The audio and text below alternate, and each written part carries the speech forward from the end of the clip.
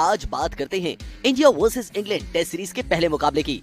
इस मैच में team India की प्लेइंग 11 क्या हो सकती है, इसके बारे में आपको डिटेल से बताएंगे। तो चलिए दोस्तों बात करते हैं India versus England first test match की। भारत और इंग्लैंड के बीच 5 मैचों की टेस्ट सीरीज 4 अगस्त से नॉटिंघम में शुरू हो रही है।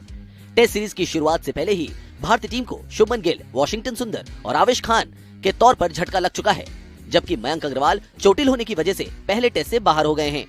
ऐसे में भारतीय कप्तान विराट कोहली और कोच रवि शास्त्री को प्लेइंग 11 चुनने के लिए काफी माथापच्ची करनी होगी। मयंक अग्रवाल की जगह ओपनिंग के लिए केएल राहुल मजबूत दावेदार हैं। दूसरी ओर बतौर ऑलराउंडर रविंद्र जडेजा और शार्दुल ठाकुर में से किसी एक को मौका मिल सकता है। कोहली ने न्यूजीलैंड के खिलाफ विश्व टेस्ट चैंपियनशिप फाइनल के लिए प्लेइंग 11 की घोषणा मैच से कुछ दिन पहले कर दी थी। हालांकि हालात का सम्मान नहीं करने के लिए उन्हें आलोचना का सामना करना पड़ा था। टीम के पास सिर्फ 2 सलामी बल्लेबाज हैं, जिसमें से रोहित शर्मा काफी सक्षम हैं। लेकिन इंग्लैंड के हालात में उन्होंने टेस्ट मैचों में पारी का आगाज नहीं किया है। दूसरे सलामी बल्लेबाज राहुल बेहद प्रतिभाशाली हैं, लेकिन पारी की शुरुआत में हिचकिचाते हैं। डरहम में प्रैक्टिस मैच में शतक लगाने के बाद राहुल आत्मविश्वास से भरे होंगे। राहुल ने टेस्ट में 2000 से ज्यादा रन बनाए हैं और मयंक अग्रवाल के सिर में चोट लगने के बाद रोहित के जोड़ीदार के रूप में राहुल पहली पसंद हैं।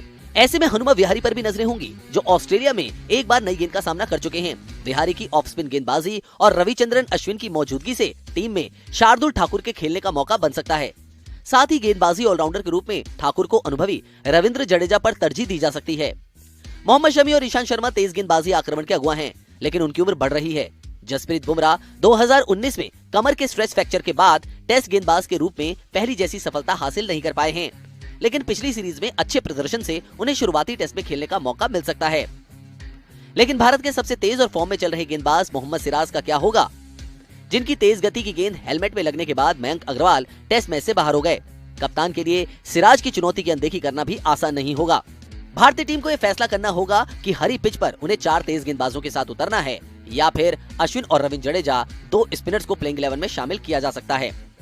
WTC में भारत अपने प्लेइंग कॉम्बिनेशन का हाल देख चुका है। यहाँ टीम इंडिया कोई भी रिस्क नहीं लेना चाहेगी।